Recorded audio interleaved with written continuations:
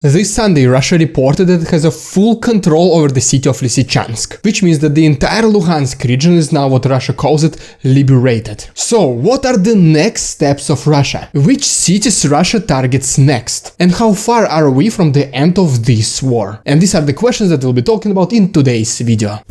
What's up, investors? Simon Shorthouse and people of Reddit, it's the Russian Dude, and this is your daily update on Russian-Ukrainian war as of Tuesday, July 5th. You can see the main events of the day to my right, along with the timestamps. Okay, so as you already know, this Sunday Russia declared that it was able to take full control over the city of Lysychansk, which means that the entire region of Luhansk is now under the full control of Russia. And if you remember, one of the original goals of Russia is to fully liberate the region of Donbass, which can be distributed in two regions, Luhansk region and Donetsk region. And right now, using this map, I'll be showing you the potential next direction of attacks of Russian army. So first of all, like mentioned previously, a couple of days ago, Russia was able to establish full control over the city of Lysychansk, which means that at this very moment, the entire region of Luhansk is under their control. And right now, Russia will be most likely concentrating its attacks to take the rest of the Donetsk region. And because of this, it is estimated that the next target of Russia will be cities of Slavyansk and Kremenchug.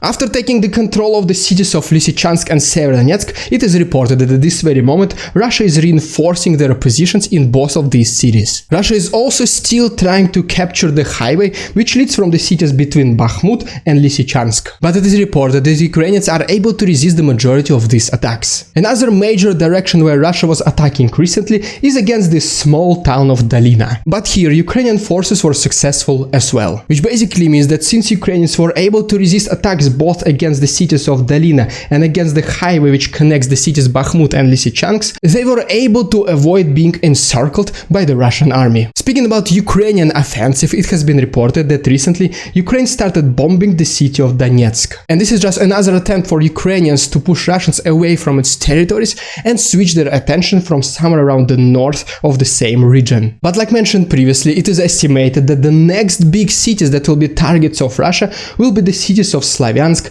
and Kramatorsk. Even the mayor of the city of Slavyansk himself, Vadim Lyach, mentioned that the residents must evacuate as soon as possible while they still have time. And even though the Russian army is still approximately 10 kilometers away from the borders of this city, they can advance pretty fast and unexpected. But unfortunately, Russia also has artillery systems which allows them to bomb this city without actually being inside of this city. And there have been several reports that artillery strikes against the city of Slavyansk already started. Now let me give you a quick update about the south of the country. As you might already know, Ukrainian forces are pretty successful in the region of Kherson. And in order for Russia to slow down the advancement of Ukrainian forces, they started bombing the city of Mykolaiv. But you know, pretty much the presence of Russians in the south is pretty limited. That is why it feels like that these are just the last attempts to keep the south. And at the same time, right now Russia is not the only country which has access to long-range artillery systems. And because of this, it has been reported that Ukrainians were able to bomb the airport in the city of Melitopol. Melitopol is just another major city in the south of the country which is still under the control of Russia. That is why destroying this airport, which you can see right here on this map, is just another major big step ahead for Ukrainians at retaking the south of the country. It has also been reported that now Ukrainian partisans are much more active in the south of the country. So what does this all mean? So first of all, it means that Russia was able to achieve some kind of victory, and now Putin is able to present it to his citizens and they can celebrate. But for them, their main objective is still not yet completed. I'm estimating that approximately 75% of this entire Donbass region is already liberated by Russia, but 25% still remains. Because of this, I'm personally estimating that Russia will focus on these last two major remaining cities in the east, which are Slavyansk and Kramatorsk, and probably eventually, if they're lucky, they can fully achieve their goals. But in return, Ukraine will most likely be able to liberate the majority of the south. And as a result, we might see that Russia claims that they were able to liberate both Luhansk and Donetsk region and hopefully withdraw the majority of its forces. After this, Putin might proclaim the total victory over the Ukraine, and war, at least the major fighting part of it, will hopefully be over. And by the way, if you like this style of daily news reporting, feel free to like this video and subscribe to my channel. You can also join my free Discord, and those of you who want to support Ukraine with us, please make sure to check my Patreon. You can find all the links in the description. Thanks so much, and let's continue. Welcome to another episode of Ridiculous Russian Propaganda. And today we have these posts that were made in the Russian social media called Vkontakte, which is basically the equivalent of Facebook. All these posts, as you can see, are pro-war posts. They have like these Z letters and basically they support the war. With only one big and pretty ridiculous difference is that these posts were made in the page of a local kindergarten, which basically means that yes, you just wake up in the morning, open your kindergarten page in Vkontakte, and you expect to see that your kid is going to have a celebration next week about some local holiday. But in return, you see a post that Russian army was using high mobility artillery rocket systems and was able to kill 100 Ukrainian soldiers. Or for example, another post is that the glorious army of Russia was able to liberate the city of Lysychansk, and now they're focusing on conquering this highway between the cities of Bakhmut and Lysychansk. And you already know that kids these days, they start using social medias pretty young in their age. Which means that not only parents see these posts, it is also kindergarten age kids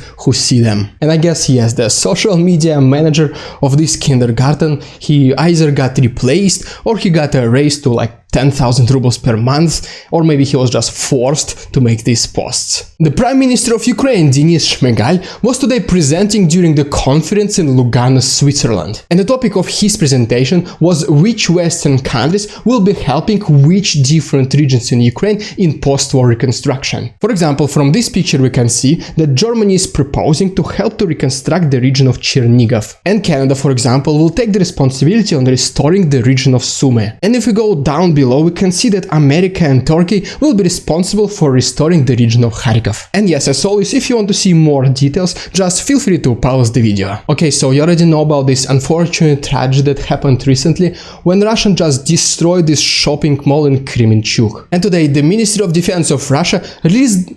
And not that long time ago, the Ministry of Defense of Russia released their official statement about this situation. They basically said that these two missiles destroyed this warehouse with Western weapons, and the only reason shopping mall was destroyed as well, it is because it was dangerously close to this warehouse. And no, it was not even the Russian rockets that destroyed this mall, it was the Western rockets that were inside this warehouse that detonated and destroyed the shopping mall in return. And yes, that's the official position of the Ministry of Defense of Russia. The Minister of Foreign Affairs of Russia, the greatest diplomat of all times, Sergey Lavrov, is saying that the Iron Curtain around Russia is already being lowered. What he means by this statement is that the relationship between Western countries and Russia are so bad at this very moment. But he also added that Russia was the only country that tried to save these relationships for the long time. And it was actually European countries and America which ruined these relations beyond reconstruction. He's basically saying that for the last couple of decades, Russia was working so hard to establish all these kind of diplomatic relations just for European countries and America to ruin them in a couple of months. And I mean, according to him, of course, during this last couple of decades, Western countries were making it so hard to Russia to integrate into the world. It is just these two last months that made everything past the point of no return. So basically, yes, according to him, as always, Russia is the good country and everyone else is bad. The Ministry of Defense of Russia said that they are planning to construct more than 1,000 apartments in the city of Mariupol, Ukraine. According to their plan, they are estimating to construct approximately 12 apartment buildings, which might sound like a kinda good thing to do to reconstruct completely destroyed city, until you realize that the deadline for these apartment buildings to be finished is this fall, which is basically in 2-3 months. And I guess you already understand that constructing this many buildings in this short period of time is practically impossible. And at the same time, you should take into consideration the notorious corruption of Russia in real estate segment. So it's like even the apartment buildings in Moscow itself, sometimes they take years to be finished. And now they're just saying, just give us a couple of months and we'll build 12 buildings for these poor Ukrainians who has lost their homes. And I would leave it up to you whether whether you want to believe this or not. Today, the countries of Finland and Sweden made another huge step towards joining NATO. What I mean by that is that all 30 NATO countries members, they signed all these accession protocols, which in very basic understanding, at least for me, means that these countries, they accept Sweden and Finland to be a part of NATO. But even though every single country gave their approval for these two countries to join NATO, the entire process until they become full members might take somewhere around couple of months. Alright, so right here we have a new goal of Russia in this special military operation. And this new goal came directly from the potential successor of Putin,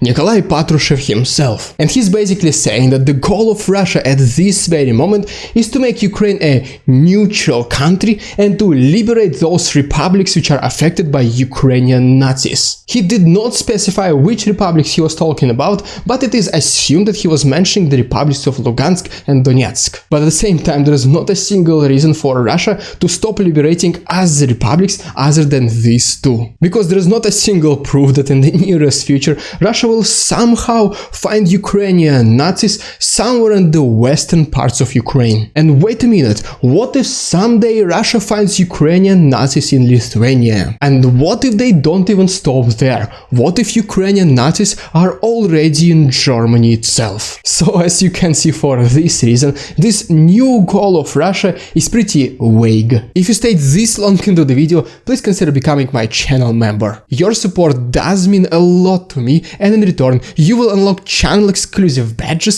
and emojis and many other different perks. Thank you so much for your attention, check the links in the description, stay safe, and see you tomorrow.